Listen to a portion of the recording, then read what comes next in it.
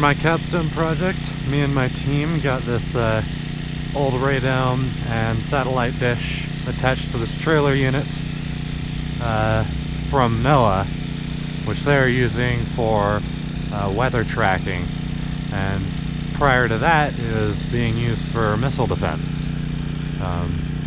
So it's kind of been passed down, and we had a professor buy this and ask us to refurbish it for our Capstone project. A lot of the supplies were completely taken out, just torn out of the trailer, so we kind of had a lot of work ahead of us. As you can see, here's the inside of the trailer, and here's what they did when removing everything. They just clipped all the wires, removed all the face plates, and luckily, these amplifiers for the motors were left in place. So we had to assemble the dish and the radome, which were stored in that sea tanner over there. And up in here is the radome with the dish. So I'll go explain what our demo is right now, and hopefully somebody will control it. So,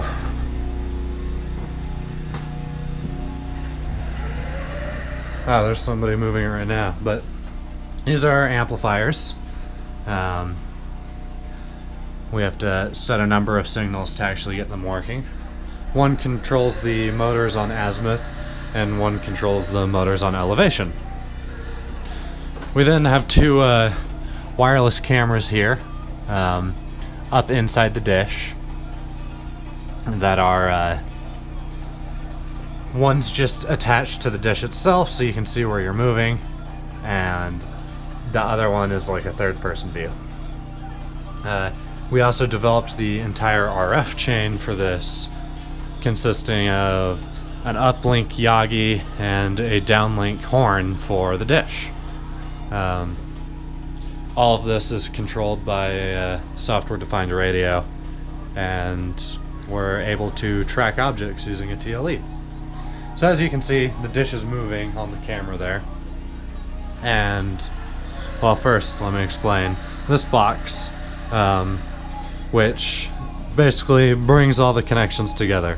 It looks at the synchros, which are these synchronized motors that tell us where the position is, and interprets that into a digital value into this box, which is then sent over to our control system, and the control system, using a PID controller, knows exactly what to do and where to send the dish next. So for our demo, using our modular code and basically how modular this entire system is at the moment, decided to connect a joystick up remotely. That's why we have all of these cameras right now, is because back at the Capstone lab where we're demoing this, somebody is using a joystick to control the dish or send it to certain positions. So I'll show you that later. There's 6 buttons on the dish, or 6 buttons on the joystick, and then you can control where the dish moves just by moving the joystick around. So we're just letting people control it right now. Hopefully I'll catch somebody moving it so you can see. If not, I'll take another video. And of course I'll take a video when I'm at the Capstone lab of the actual movement, and then I'll be able to control it myself. The reason I'm out at the trailer is just basically to make sure nothing goes wrong, make sure nothing moves too fast, or if somebody goes past the limit switches, I have to reset the dish, which we have some built-in software that makes sure that doesn't happen, but there's always a chance. Also, lots of expensive equipment here, right next to Boulder Creek. So, here it is. So we have somebody back in the Capstone lab moving this. Well, maybe they stopped. But yeah, it was over by Boulder Creek, so lots of people always walking around, so I'm just kind of making sure nobody wanders up and none of our equipment wanders off. This is our project. Here's the RF chain. We have our diplexer here, power amplifier, isolator, and then our Yagi antenna. Coming down from the other side, we have and all of this custom machined. We have our horn antenna, combiner, amplifier, bandpass filter, isolator, and then back down to our diplexer. And then our other side for sending stuff and receiving stuff, bandpass filter, and then our diplexer again. And then for a demo, well, we have our poster, of course, but for a demo, we set up a joystick, and out at the trailer we have this dish. So we have positioning control assigned to each of these buttons.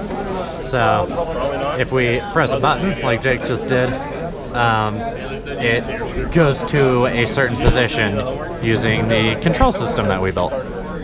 So I can send it back to B by pressing that button. And as you can see, B, and even cooler, it has manual control. So if you hold the trigger, I can move it around manually. And I'm gonna find the S because that stands for Seth.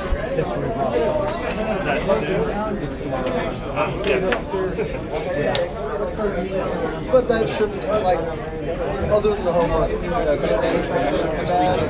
So yeah, our plan was to hook up the entire RF chain, but we didn't have the mounting hardware for the dish, and we were going to have a second monitor with the power amplifier.